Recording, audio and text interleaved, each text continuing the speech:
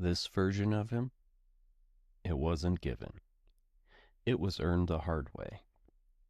Through pain that didn't shut off, through losing control, through moments that could have ended everything. Because not everyone comes back from that. And the ones who do, they're not the same. This isn't a polished story. This is what it cost. This is Zach Collett on this episode of Tactical Tequila Podcast with your host, Matt Wilson.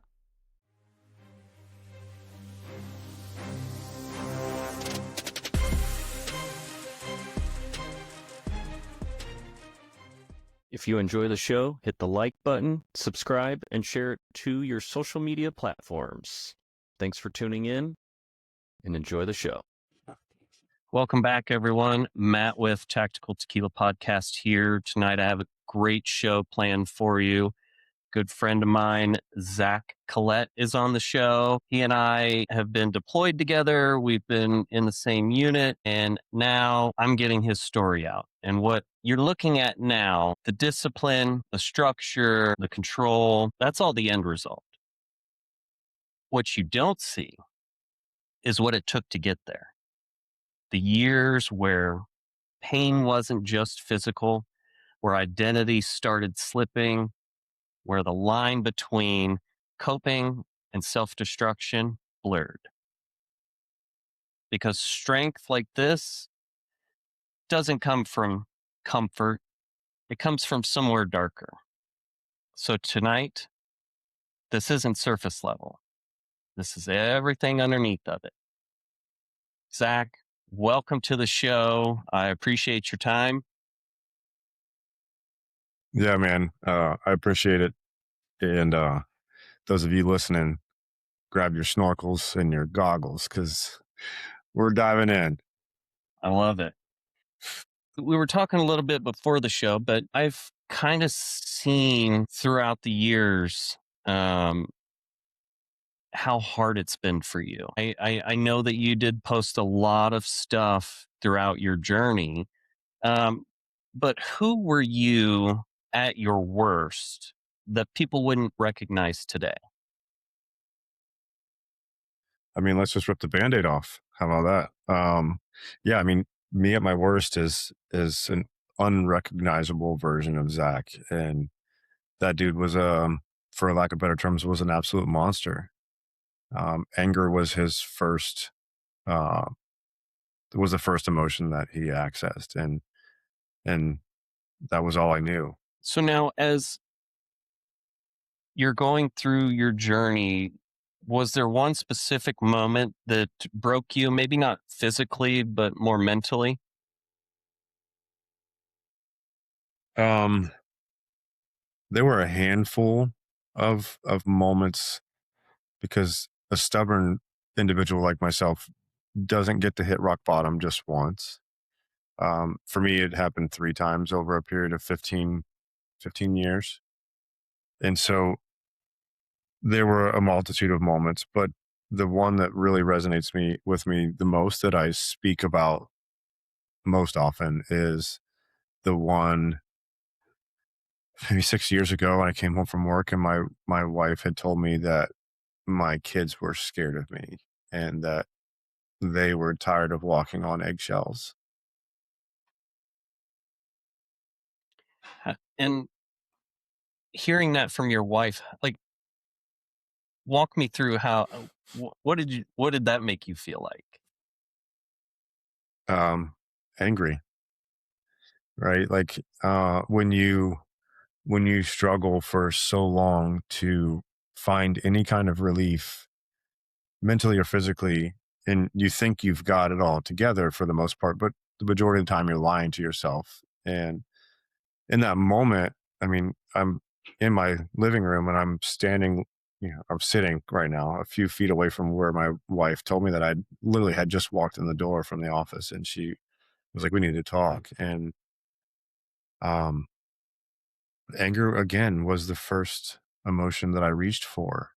And so in that moment, I had to take a step back before I made or said any kind of retort or action that would have been a severe consequence for me. So I quite literally just turned around and walked out the door. I had to go sit with that one for quite some time. Now, and as you mentioned during that, you lying to yourself.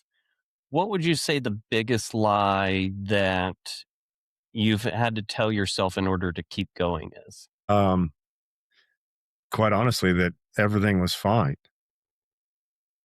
Like I went through 15 years of bullshit, telling myself, lying to myself that everything was fine, that it would all work out. I mean, hindsight is 2020, of course, because here we are. It worked out, but holy shit, if I could have signed up for a shorter enlistment on the suffering, um, I would have. But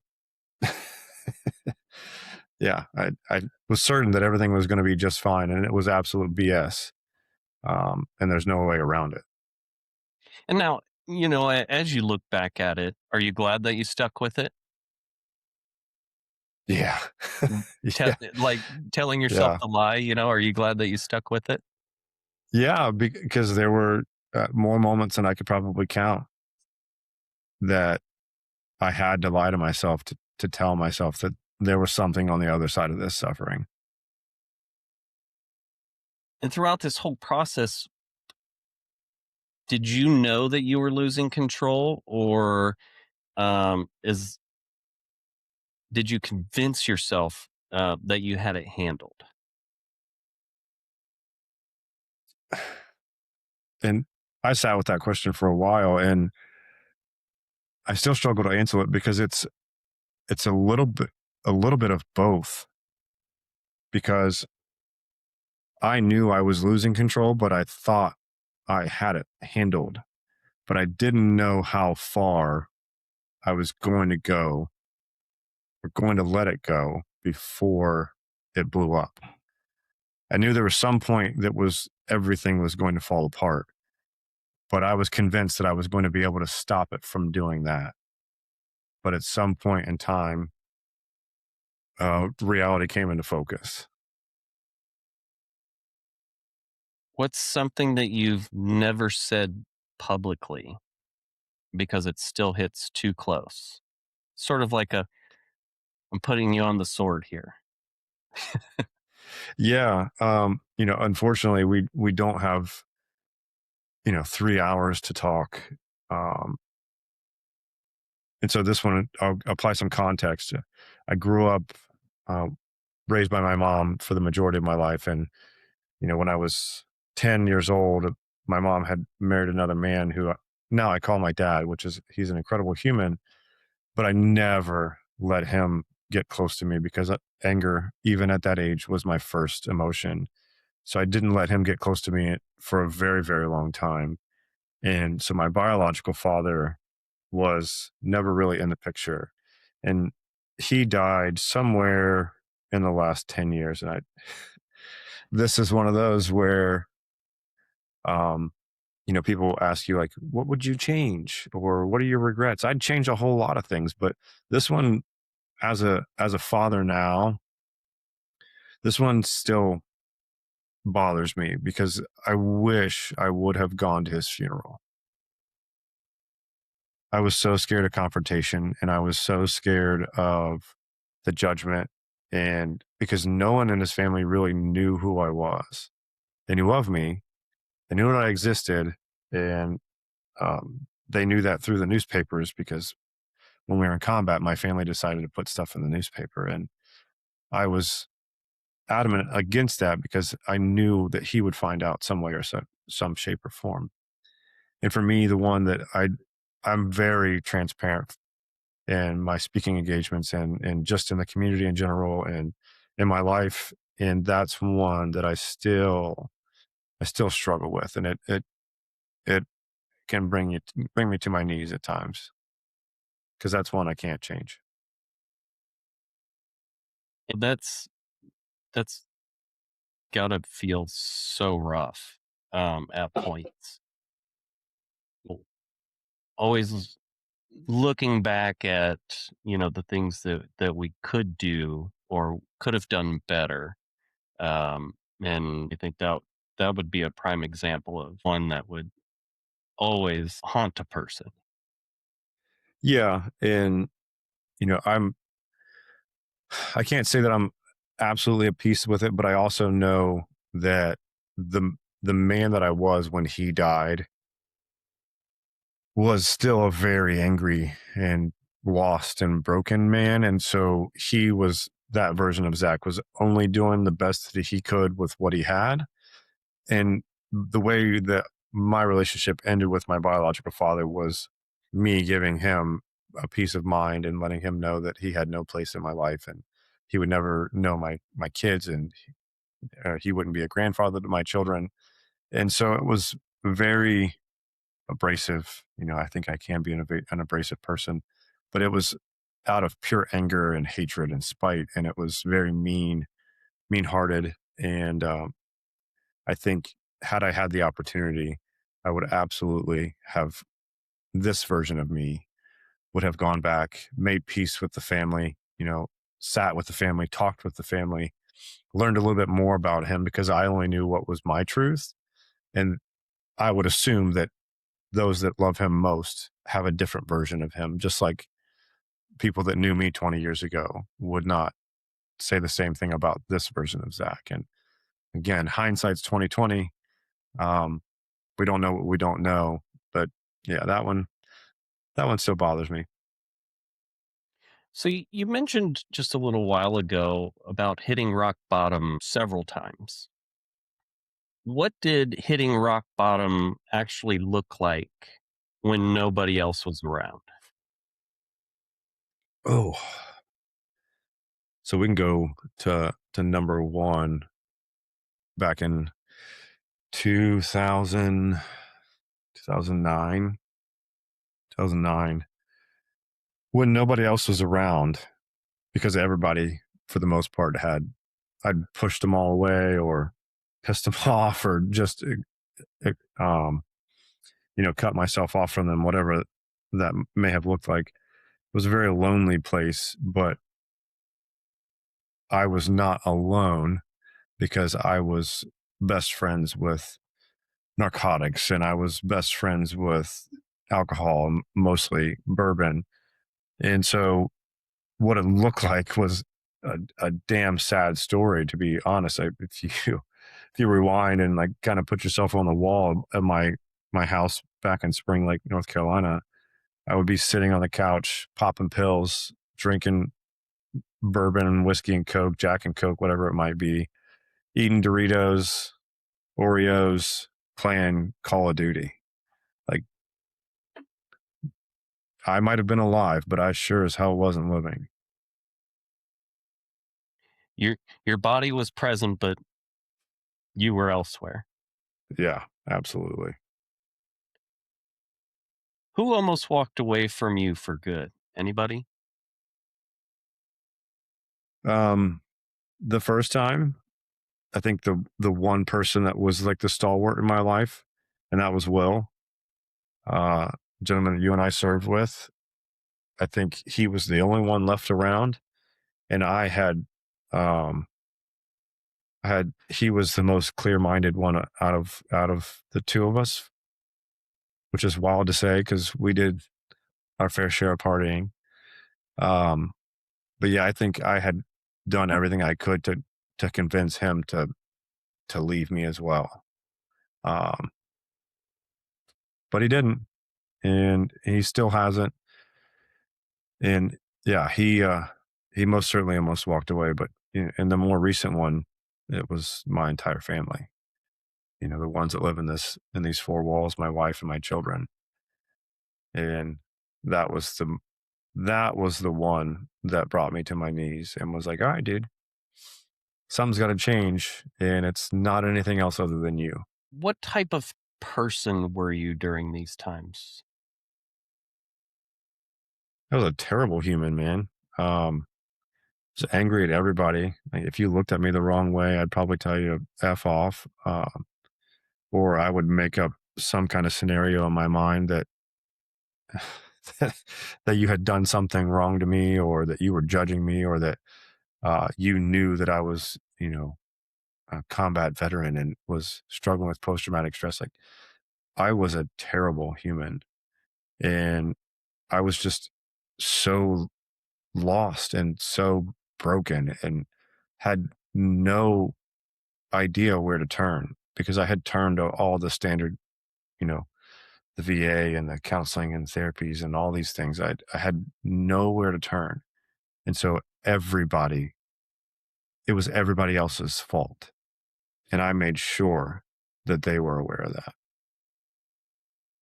And now that you're the person that you are, how do you feel about that now? Do you still feel like there's a lot of blaming, or is there now more self accountability?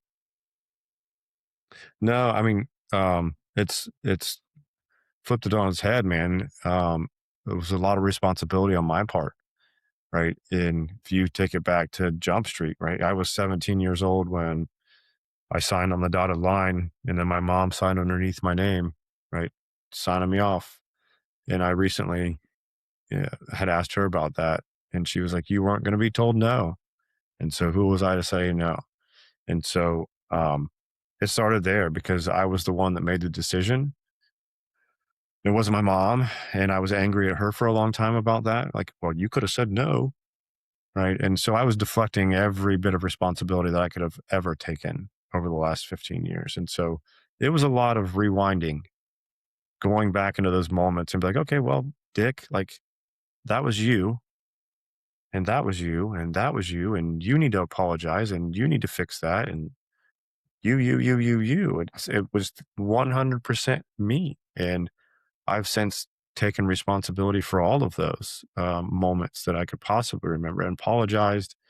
And that's not to say that my apologies were accepted either, but I had to make peace with it and take responsibility for me, to know, all right, man, we can heal through this. But first, it takes you owning up to all the mistakes that you made. Now, as you have talked about the horrible human being and now the man that you are, what's scared you more? The injuries that you sustained while you were in, or would you say it's more of your mind? Both, but the scariest was what was happening between my ears here, because the control that I have now was non existent. And the thoughts that I had, holy cow, like, it was a scary place to be, a very scary place to be. And the unfortunate part about the physical stuff is, as a young kid, I had always identified with my physical abilities, because I was like a 2.5 GPA student in high school. Like, I did the bare minimum to get by. And so I always relied on my physical ability. And I wasn't sure that I was going to be able to get that stuff back. But I would say that, to answer your question more directly, what was happening between my ears and my mind was a scary, scary place. Was there ever a point that you just felt like you didn't care if you made it out? Yeah, yeah. 2012, I had just met my wife. We were dating for a number of weeks. I was certainly convinced that I was done with this life, and I had cracked open a bottle of Xanax and was sitting on the side of my bed. And I was like, I'm done with all this. I mean, I knew the pill count that I had, it was either going to kill me before they pumped my stomach, or they were going to pump my stomach and then I would be committed, right? Like, one way or the other, there's going to be relief. But I was hoping at that point, like, I was just done, man. I'd had enough. And you go back to your last question, like, the noise in my head just was so incredibly prevalent that I don't even know which thoughts were my own. So now, kind of, moving into the loss of one identity and your current identity, what happens to a man who's built for the mission when the mission disappears? Everything that we just talked about. That's quite literally what happened, right? Like when the Army told me that they were going to medically retire me, um, I was like, no, you're not. I can figure this out. I can make this work. And they're like, dude, you're 25 and you've already had 2 back surgeries and you got this implant in you and you have all these psychiatric diagnoses. Like, you're no good to us. And then that was like, oh, okay, well, who am I good for? Like, what do I do now? Quite literally, I was 25 years old and had 2 back surgeries and a laundry list of, you know, psychiatric diagnoses and more pills than I can count. I was like, oh, holy shit, what do I do now? Like who, and that's what this last 15 years was about, like trying to figure out who I truly am because I had lied to myself for so long and been so consumed by this performance goal orientation. Like, I just want to be better than everyone else just so I can be better than everyone else. Not for the learning, not for anything other than I got more on my chest than you do. And when I lost that, my whole world came crashing down because I didn't have anything else to rely on. Nothing. Like I didn't think I was intelligent. I didn't think I was smart. I sure as hell didn't enjoy school. And so when you can't go and do things physically and they take the rank off your chest and the US Army is no longer on there, what are you going to identify with? Am I going to put a hat on that says OAF veteran? A lot of guys do. Yeah. Right. And there's nothing against that, but that's just certainly not what I was willing to identify with. I did not want to be a lifelong veteran. There had to be more. There just had to be. And thank God that I have men in my family, 2 uncles that had served for 26 plus years to show me that you don't always have to identify with your service. And they found purpose on the other side of it. And so they were like my lighthouse for a while. They have no idea, but they were. Right. One was a uh, special operator and the other was a Blue Angel. Like, if those dudes can figure it out, this regular Army Joe can figure it out. Yep. Is there a part of your military experience, as you mentioned, identifying as a lifelong veteran and those things where the individual puts on their hat? And is there a part of your military experience that hasn't let go of you? There's a part of my combat experience that hasn't let go of me. And this is one I have absolutely zero control over. I just have control over how I react to it. And that is just the pure evil that humans are capable of doing to one another. I'm not encouraging that we go back and rehash all the shit that we went through, man, but uh, we had been through some things, especially at a young age. And the evil that humans are capable of doing to one another over some dumb shit, that one still sits with me and it doesn't sit well. And that's why one of the reasons why I try and go to the things that I do now. Yeah, you're a very active person, and I see that you're wearing the Norseman T-shirt. You recently competed in Norseman. Tell me about that. um, so it's earned the reputation of the world's toughest triathlon. And the origin story is for me of how I found it or how it found me is sometimes hard for people to believe. and really hard for me to believe as well.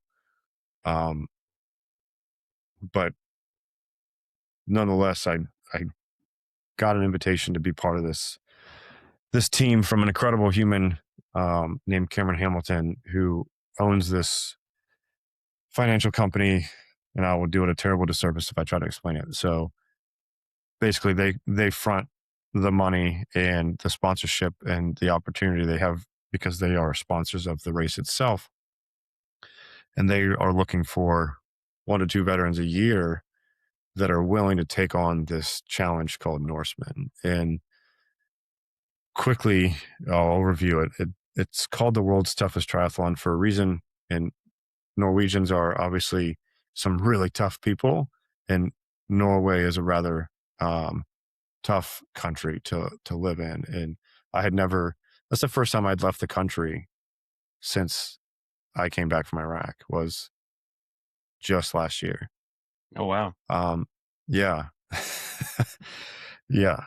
And so my first travel experience was to Norseman. And so the race takes place in Eidfjord, Norway, and it starts in a fjord, which fjords are fed from ocean water, and it's this brackish water. If anybody knows anything about Norway, it doesn't get much over 70 degrees at any point in the year. And so it's rather cold, and it's high elevation. And so the water, the race, the swim portion of the race requires a full thickness wetsuit because the temperatures are in between 40 and 50-ish degrees during race day. And it starts at 5 a.m. and it's pitch black. And then you have to hop on a bike after a 2.4 mile swim in this cold ass water and climb, out of the fjord for the first 12 miles. And, your 2,000 feet of climbing there, but you get to see these absolutely stunning waterfalls. Like the scenery in Norway, the countryside is the most spectacular. I don't have words for it, but it is incredible, and I would urge anybody to go and visit. But I digress. So it's a 112-mile bike ride with 15,000 feet of elevation gain. If you're from a mountainous area, you may appreciate that, but I'm from Ohio, and we don't get much over 1,000 feet above sea level here. Rolling hills. Yeah, rolling hills. And so you ride 112 miles through some of the most stunning countryside again, while you're suffering to climb 15,000 feet over that period. And then on the back end of that, there's a marathon, and it's just typical Ironman length triathlon, 140.6 miles. But the extreme part is the weather. The extreme part is the elevation. And on the back of the marathon, the first half of the marathon is rather flat, so you can run fast if you like still work. And then they call this second half of the marathon Zombie Hill. And I'm from Ohio, so I'm like, a hill, yeah. And I've seen pictures. I never saw the elevation profile. I only saw pictures, and it was just a hill. I'm like, no big deal. I can climb that hill. Again, Ohio. If it needs a gondola to get to the top, it's not a freaking hill. It's a mountain, my friend. There are 12 switchbacks that climb up 6,000 additional feet in the final 13 miles. And the race ends on the top of a mountain, Mount Gaustastoppen. And I probably murdered that, but it starts in the bottom of Norway in a fjord and ends on the top of a mountain. One of the most spectacular views you may ever have. And that is Norseman. And I'm lucky as an American to get a slot. I applied to go again this year. There are only 125 slots that are given out to people in the lottery system. There are like 9,000 people that applied this year. 0 Americans. 0. Wow. And this is also the Extreme Triathlon World Championship. So there's a field of 100-ish pros, but the field total is only 250 total competitors between pro and people like myself. And so, needless to say, it is one of the most challenging physical and mental experiences of my life on the back end of all the other BS I put myself through. So living in Ohio, how do you train for this? Unfortunately, you have to train indoors on a or computer controlled trainer.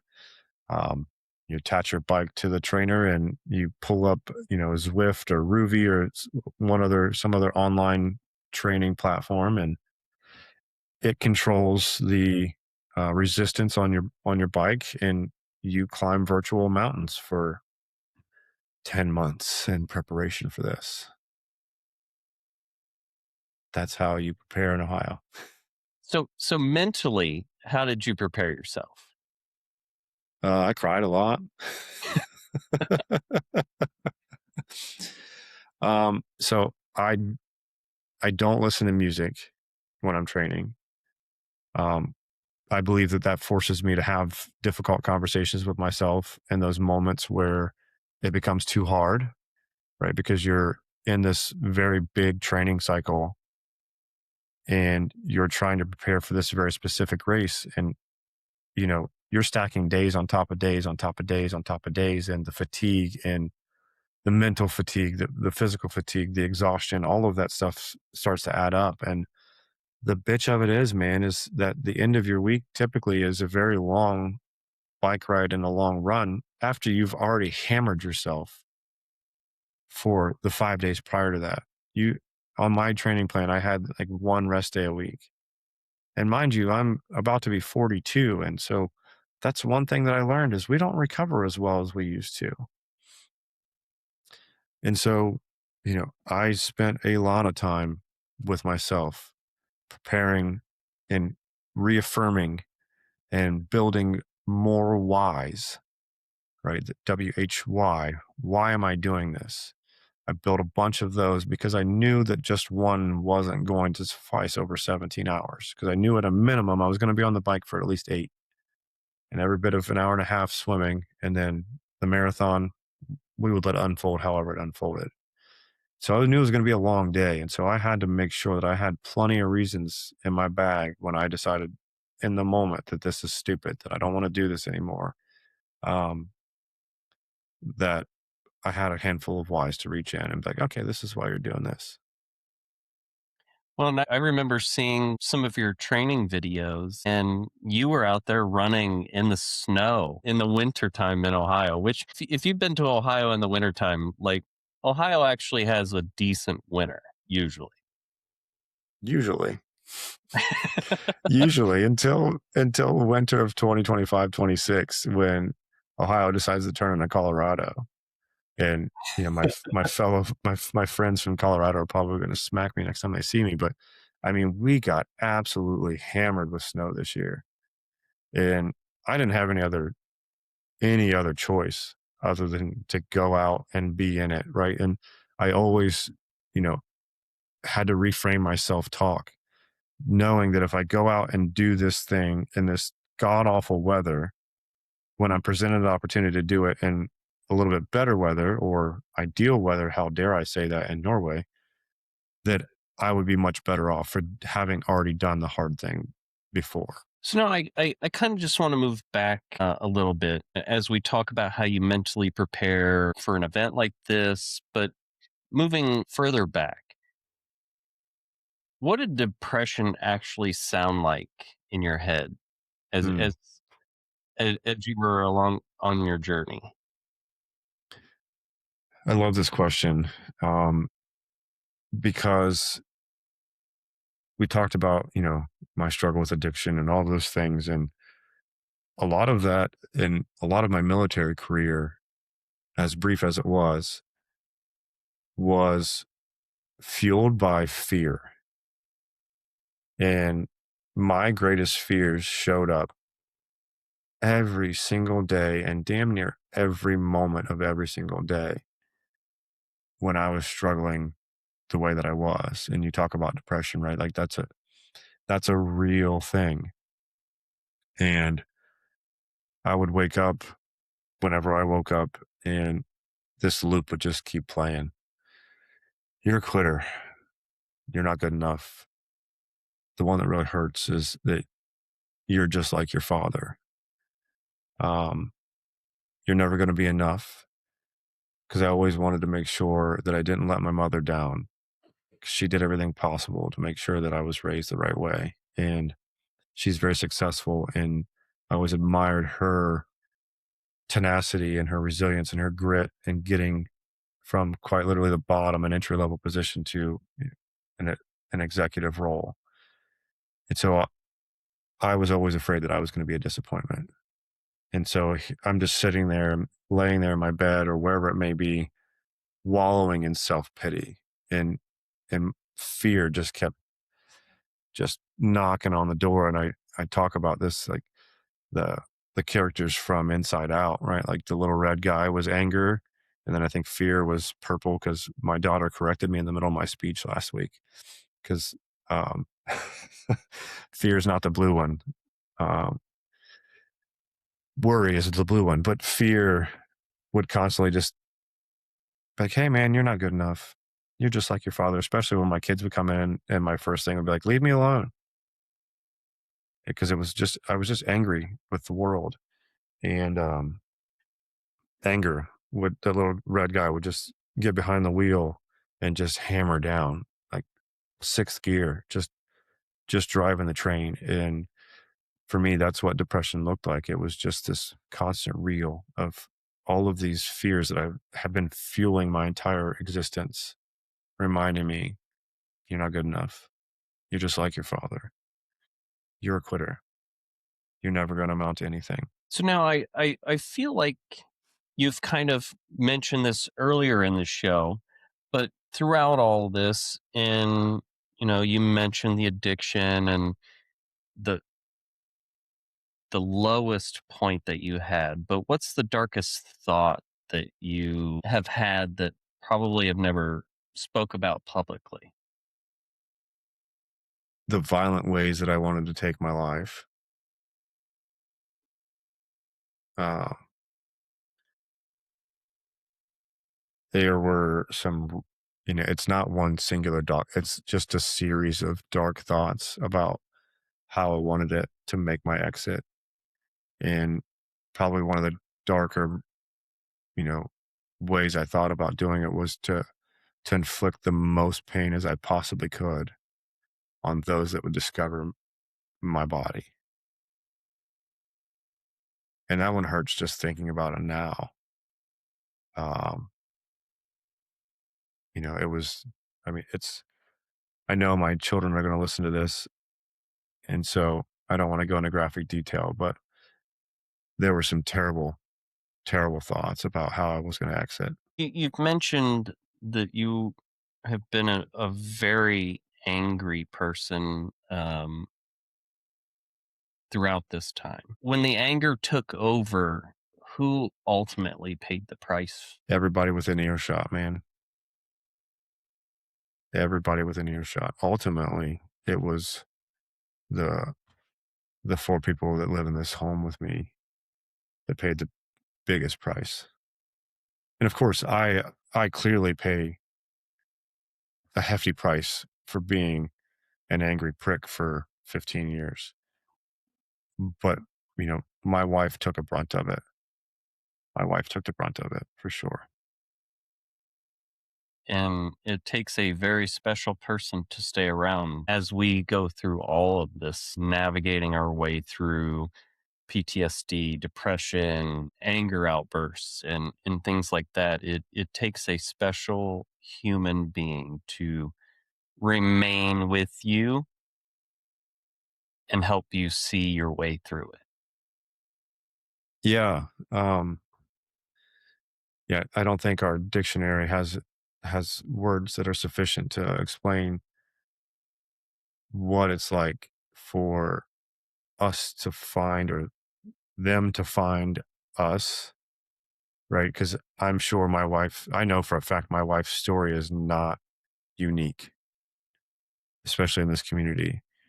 Uh, but for her to meet the most broken version of me 14 and a half years ago, and to see this version of me within all of the anger and all of the fear and all of the depression and all of that, And the alcohol abuse, like, um, I don't care what you believe in. If if they're not sent here by some higher power, bro, I don't tell me you can't tell me how they got here. Like, Call it fate, my friend. call it whatever you want, but they're here for a reason, and thank God that they are, because it gives us the opportunity to fix things, to heal, and to ultimately step into our purpose And to live. and to fully live. Is there a version of yourself that you're still trying to make peace with? This one, this one. Um, I've been this healing journey, or whatever you want to call it, has been 6 years long now, and I've had to, on a daily basis, remind myself that this is who I am, that this is real, and most importantly, that I deserve this, that we deserve this. I had a very difficult week last week, and for none of the reasons you would think that you would have a difficult week. I had an incredible opportunity to speak at Ohio State last week and share my story. And it was incredibly difficult to be that vulnerable with a group of strangers and a group of scientists and a group of people that don't know my experience, that may not ever be able to relate to my experience. And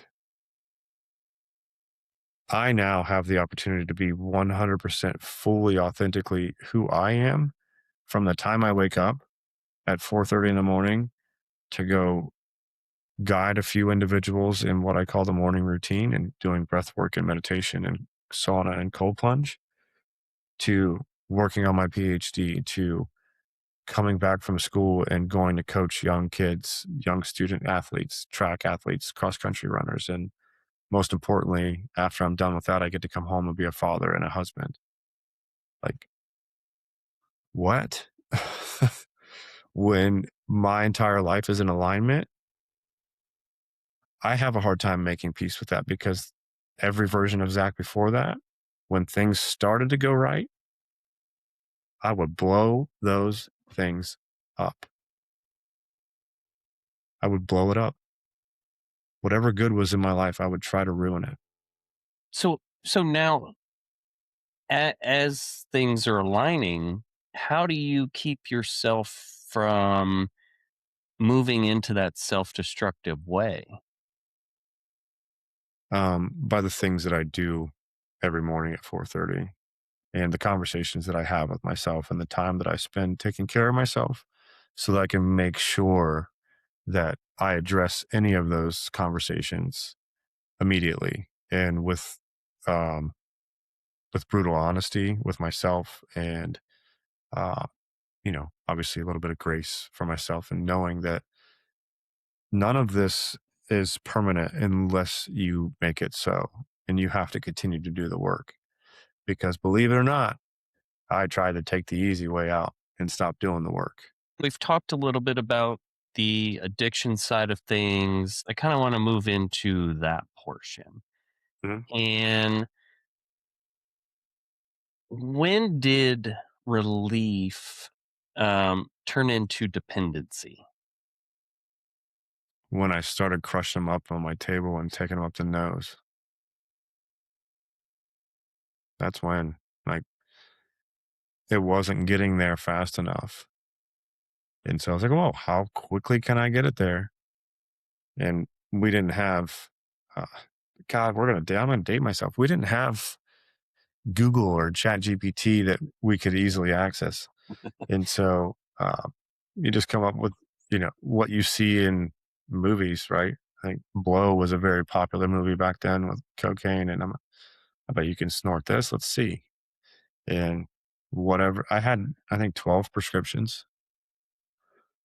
I probably snorted at least 11 of them.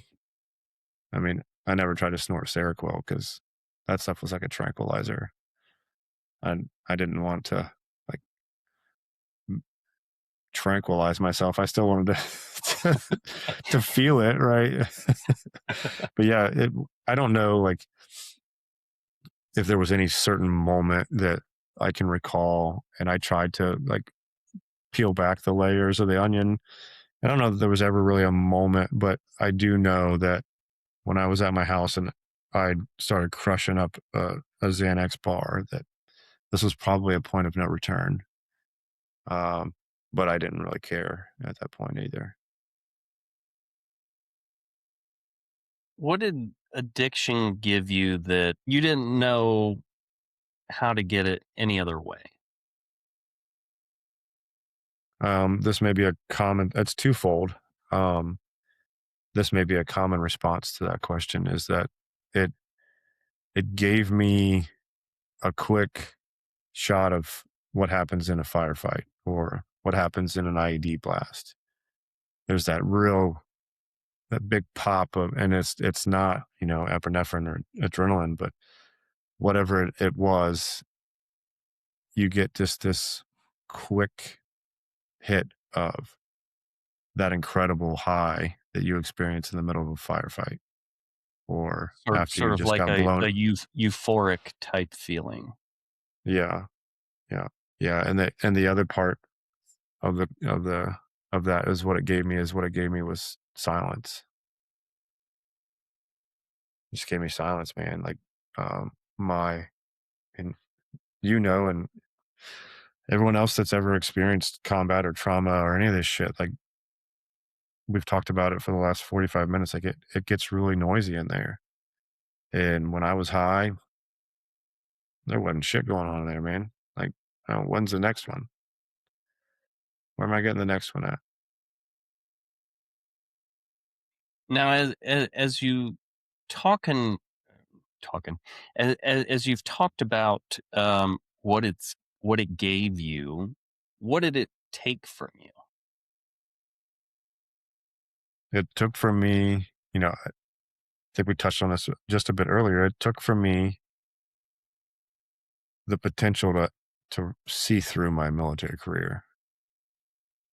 Had I been clear minded and not high out of my mind when I was going through the process, when they're like, "Hey, Zach," or Sergeant Collett, whatever you recall, um, you can no longer lead troops, but you can go to an administrative role. And I was already in an administrative role in leading the medics at the company, and that never once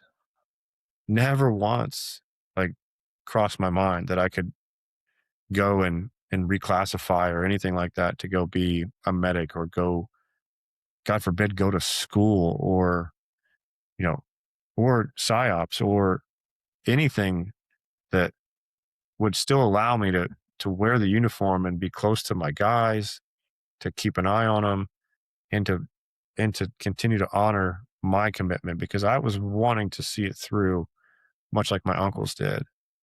Um, and that addiction absolutely robbed me of that opportunity. So now, during this time, would you say that you were trying to heal, or were you just trying to numb everything? I didn't even know it was possible to heal. It was just shut it down, just make it go away.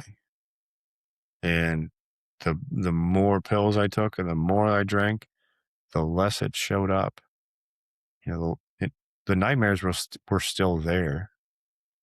But I would just chase them away with another shot or another pill. I honestly didn't think that healing was even an option, man. Do you drink at all now? No. That's good, especially for as active you are as you are. Yeah, no. I tried a couple of times. Like I love the smell of bourbon. I love the bourbon process. I love like the tasting notes and all of that stuff. It kind of like coffee. And I'm sure tequila is very similar, like the way it's made and all that. And I tried just to have an old fashioned one day, and I'm I'm not shitting you, man. Immediately, I had a migraine. Immediately, and I was like, maybe maybe I need to drink another one. And I was like, okay, well, let's stop that one right there in your tracks. Like, we're not going back down that road. And so maybe a week later, I had it was a social thing, and I tried another one, and I'm again immediately migraine. I'm like, okay, okay, okay, okay. I got it. No more for you. Uh, And since then, not for me. Ha- um, During your healing process, have you ever explored the route of psychedelics in order to help with the depression? And if so, then how did that work for you? Yeah. And that was what I was speaking at Ohio State about. I was a participant in Ohio State's post traumatic stress trial in veterans. And again, like things align for me now, which is really hard to understand and accept. And there were 3,600 some odd veterans that were screened for the trial, and only 12 of us were accepted into the trial. And obviously, it's at Ohio State, so everything is done right. And if you know anything about research, there are so many hoops you have to jump through, especially with a substance that it was a level one substance. And research has been shut down for 60 to 70 years on psilocybin. And so this was quite literally a, um, a trial with 12 veterans. And for me, it was one of the most profound experiences of my life. And I don't say that lightly because, marrying my wife and watching my children be born were extremely profound moments. But this one, because I had been working on myself for 3 years when this opportunity came about, and I wasn't sure if I was going to be able to hold on because there was still more work to do, and I just didn't know how to do the work. And then this trial shows up, and spent 6 months in therapy with these two incredible professionals. One's from Johns Hopkins, one from the University of Michigan. I know how Ohio State feels about that. Um, they are two of the most incredible humans I've ever met. And that's the common theme in my life, man, is I am extremely grateful for the humans that have been there to soften the landing when I hit rock bottom.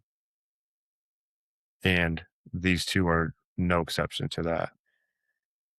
And the experience, I don't even know what, I can't even, like, I had looked back at my notes and I didn't see, there were no visuals. This was not your like 1960s acid trip or whatever you think a shroom trip looks like. This was purely medicinal, guided by a curated playlist and 6 months of therapy that we had two dosing sessions. And the first one taught me everything I needed to know about my inability to let go of my illusion of control. And I was given a mantra: trust, let go, and be open. I wasn't good at trusting people. I sure as hell wasn't letting go of much of anything. And I was not very open to much uh, about a new reality. I thought for certain in that first session that, oh, wow, shit, it was a very difficult session for me because I would not let go and let myself enjoy the experience and step into what it had to offer me. And the only thing I saw there was this overwhelming, looming black shadow just holding on to my legs. And, you know, in the integration portion, it was just me not being willing to let go, not being willing to trust the medicine, and not being able to be open to an alternate reality for me of healing, of true healing. And the second one was just pure, utter peace. We have a common friend that was killed in in Iraq on September 11th, 2005, Jeremy Kimmel. If what I experienced in that moment, that 8 hours, the peace, the pure existence, and I'm a scientist, right? So, like, energy cannot be created nor destroyed, it can only be transferred. And when I'm in a building listening to the national anthem and wind comes across my face, I am convinced that those are the breaths of the men and women that were killed in service because there's no wind inside of a building. I And so, listen, I would agree with you on that 100%. in that experience, man, of pure existence. And when I say this, dude, it was Zachariah Collett did not exist. I had no prerogative, no ego, and no nothing, no thoughts. I was just one with the universe. And it just sounds bonkers to say that, but I was quite literally just energy.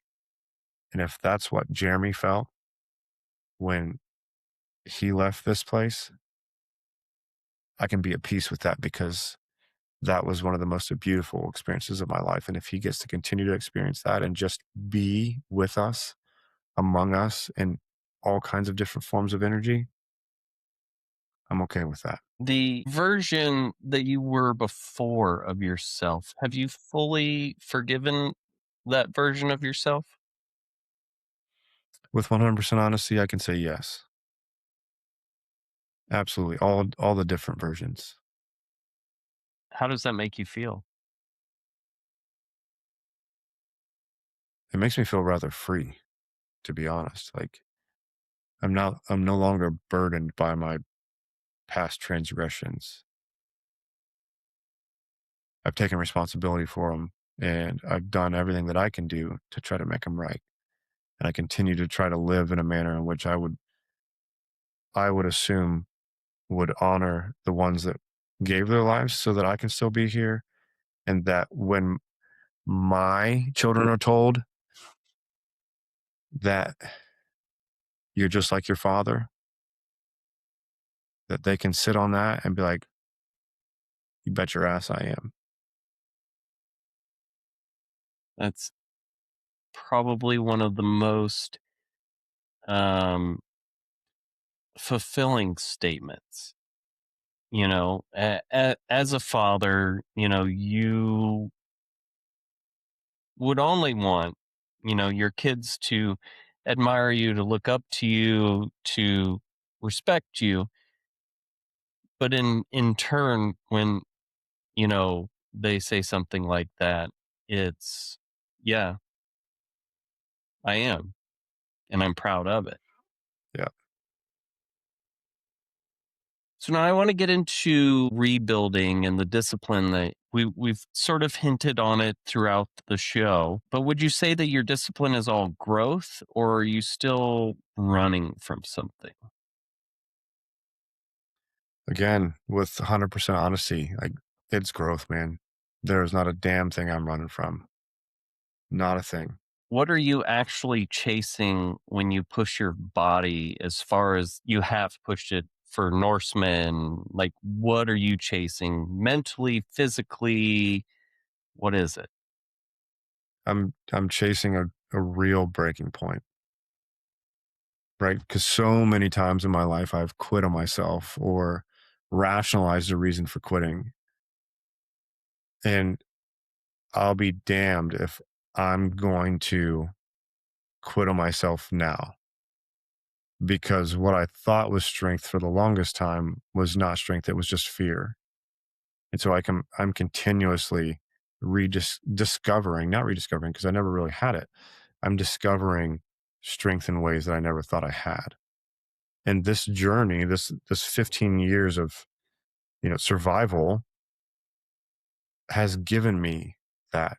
That is a gift that it has given me is an insane amount of strength and resilience and grit and characteristics that I never possessed. Certainly didn't possess it when I signed on the dotted line. I didn't possess it when we were in firefights and the 28 months I spent downrange.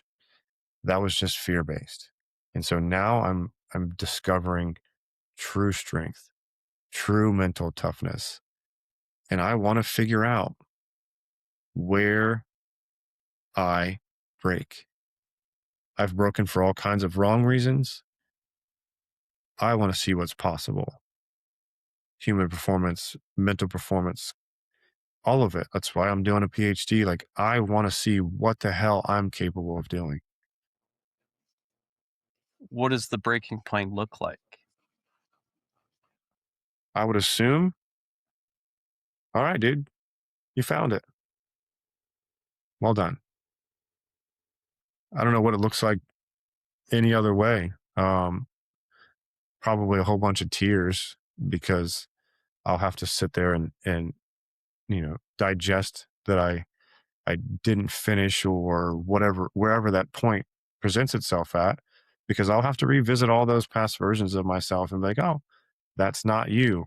You know, that's not, the fear that you'll never be enough, that you're a quitter, that all of those things that you once told yourself, because those versions are aren't not still real.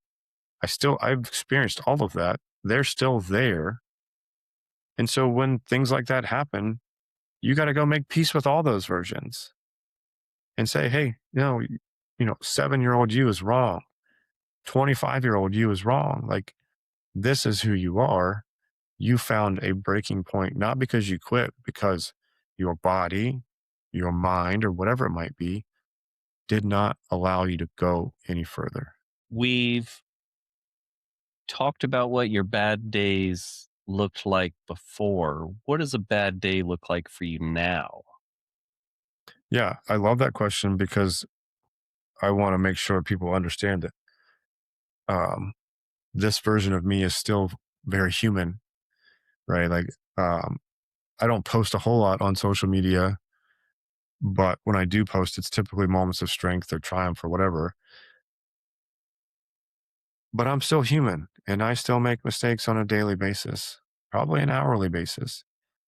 But what a bad day looks like for me now is a far cry from what it used to. I'll take you back to a bad day 4 or 5 weeks ago. My oldest daughter, Jordan, who has been through this with me for the last 14 years. She's a bonus kid that came with my wife, and her and I are the best of friends now, thank God. But she has a wisdom about her, especially about me, that we were in the kitchen, her mother and I were in the kitchen having a conversation, a difficult conversation. And she looked me in the eyes and she's like, I see past versions of you showing up here recently, and I don't like it. It scares me. And I need you to know that I see it, that mom sees it, and you're not taking care of yourself the way that you always have been. So can you please do something about it? And I said, thank you. I'm sorry. I'll fix it. That's a bad day. Really a bad moment. I try not to let bad moments, but it just so happened to be the end of the evening. Um, but it probably was an entire bad day because clearly something led into that moment in the evening. But How, yeah, how do you sit with that? Does that is that something that really, like, and I'm going to say sits with you and bothers you, but do you let it fester in your mind when you hear stuff like that? no, I I take it very seriously. Very, um, for me, it's like, okay, well, is this the truth? Yeah, it's 100% the truth. I hadn't been taking care of myself the way that I had been for the last 4 years. And um, so I don't, sure, I still take things personally, but when it's true, I can't attach an emotion to it. That's just the damn truth. Why is it the truth? Well, This is why it's the truth. What are you going to do about it? Well, this is what I'm going to do about it. And that very next morning, I got myself up at 4:30 in the morning and I went and did meditation and breath work and sauna and cold plunge. Did it fix it immediately? Absolutely not. Absolutely not.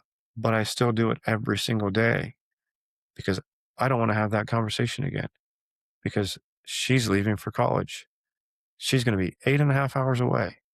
And I'll be damned if I'm not going to take care of myself so that we have to have a conversation like that and I get one less day with her getting the best version of me. She deserves that. I deserve that. My children deserve that. My wife deserves that. So her calling me out on my bullshit, can't take it personally. It's the truth.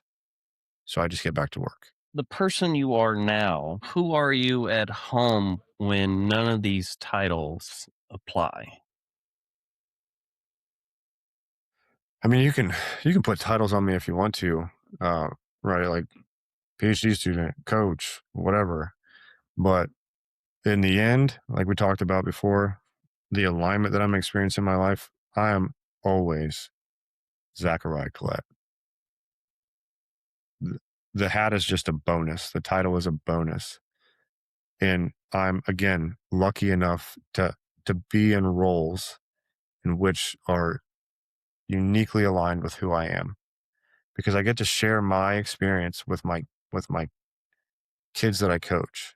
I get to use the wisdom that I learned about all the mistakes that I've made and helping them understand the difficulties of life and teaching them that through track or through cross country, through running, period. And I get to share that with people in the morning that choose to get up for themselves at 4:30 in the morning and take time for themselves and take care of themselves. I get to share the last 6 years of my healing journey with them. Right. And in my research, I get to help create technology that may just help prevent losing lives in the future combat. And again, like I'm always a husband and a father.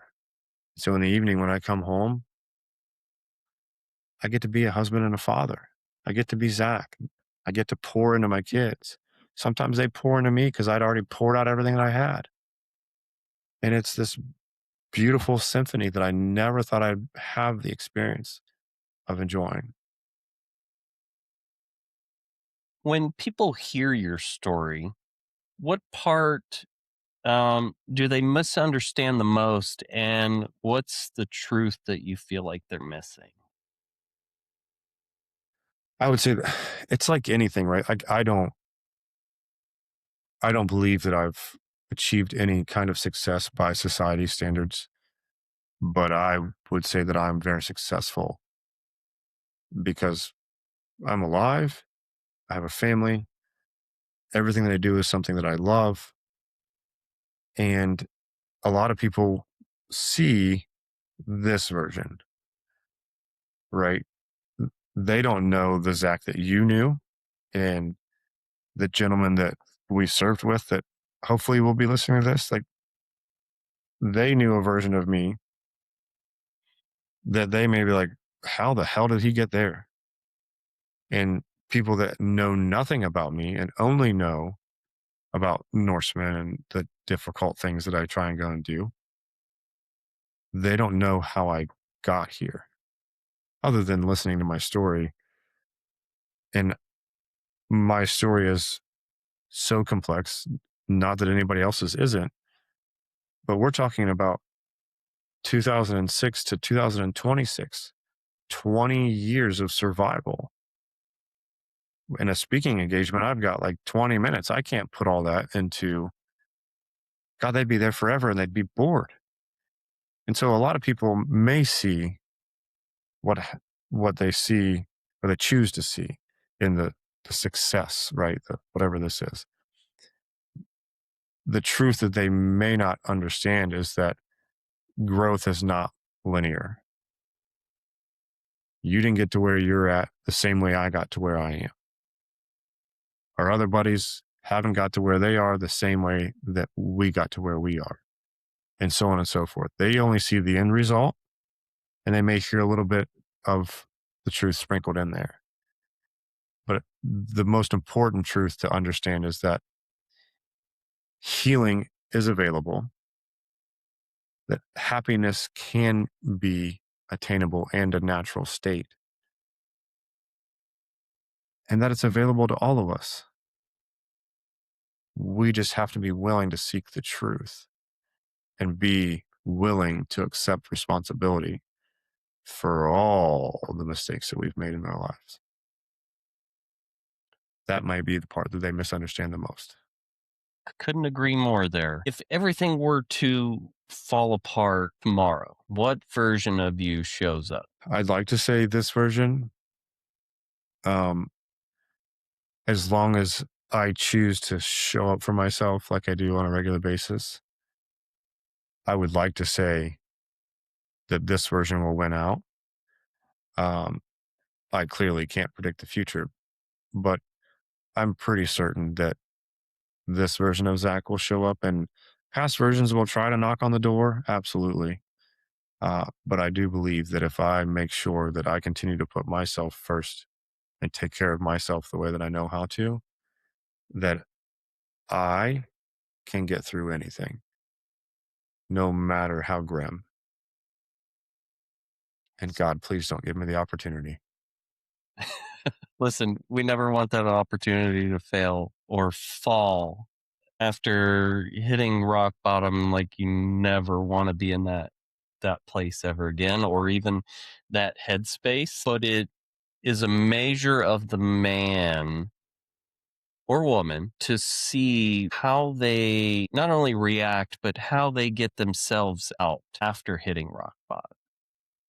And, seeing your journey along the way, dude, like, I'm proud of you. I'm proud of the man that you are now, and happy to call you my brother. I mean, we have spent some long hours together deployed, and yeah, like, I'm super proud of you, dude.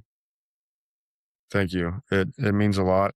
And I think there's one thing that people will never understand that haven't experienced it. You said it and call me brother, right? Um, it's been 25 years since we were in a combat zone together. 20 years, I'm sorry. Since we were in a combat zone together. And here we are today having an incredibly challenging conversation and a very vulnerable conversation. If you and I think this is one of the struggles of our community is the civilian population not being able to understand that, but we also have to be willing to accept that they can't understand that, and we probably shouldn't ask them to understand that. I don't think it's fair of any of us to be like, you don't understand. How could they ever? I I can I understand what it's like to give birth to a child. I agree with you, but I think maybe in our defense is, how can we help you understand? Yes, absolutely. That's our job. Yeah. That is our job, especially for those that have had the opportunity to heal. 100% our job is to build that bridge Yep. to help the community understand it. To be a warrior is the way I kind of look at it, right? Like, take care of yourself, heal yourself, find healing, affect your community, affect the immediate people within your household, help them understand. And then you go out and you create change within your community. And that's how you build the bridge. It's not by going and speaking to thousands of people. It's by going and living a life that's resemblant of a healed individual, of a warrior, and going out and affecting change in the best way you know how. And for me, the best way I know how is by doing what I'm doing, sharing my story, being willing to be vulnerable because it's extremely difficult. And I have the ability to do it. I've been given the gift. And so why not? because maybe, just maybe, if I'm willing to shine a light into the darkness, others will be empowered to do the same. And not only that, but the light that you shine will help guide someone out. That is my mission. You talked about a mission, right? Yep. That is the mission that I've committed to for the rest of the days that I have been given. However many that is to be a lighthouse for those that are struggling with the storms of life. Couldn't have said it any better. Would you say, like right now, would you say that you're at peace? Yeah. Yeah. What? Yeah. Well, I'm happy to hear that. And Zach, I appreciate your time. I know it's late there. Where can everyone find you on social media? I'm not there often, but what I am or where you can find me is typically Instagram. Uh, unless you're old, you can find me on Facebook, Zachariah Collett. It's Zachariah.Collett everywhere else, Instagram, LinkedIn, and Facebook. I think the only three platforms that I engage in. Well, I do appreciate your time, brother, and always welcome on the show to talk about anything and everything, your story, whatever you want to get out. Always welcome. I appreciate it, man. And I would be remiss if I didn't say something about tequila giving its tactical tequila. How ignorant were we to think that Patron was the high end of high end tequilas?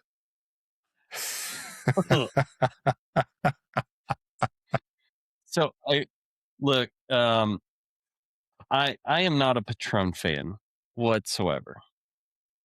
Um, Early on, like it was, I mean, they were just horrible tequilas, and everybody has that. Ugh, that one time on tequila, like it was a horrible experience. But I can tell you that, like bourbons, artisanally made tequilas, well crafted tequilas is like bourbon, whether it's from the Blanco to Repo to Añejo, extra Añejo, like sipping tequila for me now is like sipping bourbon to a bourbon aficionado or, Yeah. you know, connoisseur. And it's just like, I love the taste of it. I love the tasting notes. Having been to several tequila distilleries in Mexico and tasting actual cooked agave as it's cooling out of the oven, and you just sit there and eat it as it's cooked, and then you taste the tequila and you're like, this is amazing. Like it's just an amazing experience. And the people behind making tequila, whether it's the master distiller, everybody behind it, every single bottle, there's a story. And that's what I love about tequila is that there's a story behind every bottle. Yeah. And I appreciate you seeking out those stories and the craftsmanship and the owners and the tequila. And most importantly, I really appreciate you seeking out the stories of the men and women that we serve beside in some of the most challenging days of our lives. And again, I appreciate you. It's 20 years later, and it's as if it's been 20 minutes. Right? Uh, yeah, it's wild. Again, like I'm grateful for the opportunity to that you reached out and wanted to put my story out there, but more importantly that you are attempting to tell the stories of those that we served with, because it's very important that your listeners may have a family member, may be a veteran themselves, may Yep. know somebody, have been touched by, the 20 years of war, and they may find just a little spark, a little bit of hope, a lighthouse, if you will. There's a string that they can pull on and hold on to, knowing that there is something on the other side of all this. Yes, I couldn't agree more. Well, Zach, thank you so much. And everyone else, thank you for tuning in. Have a good night.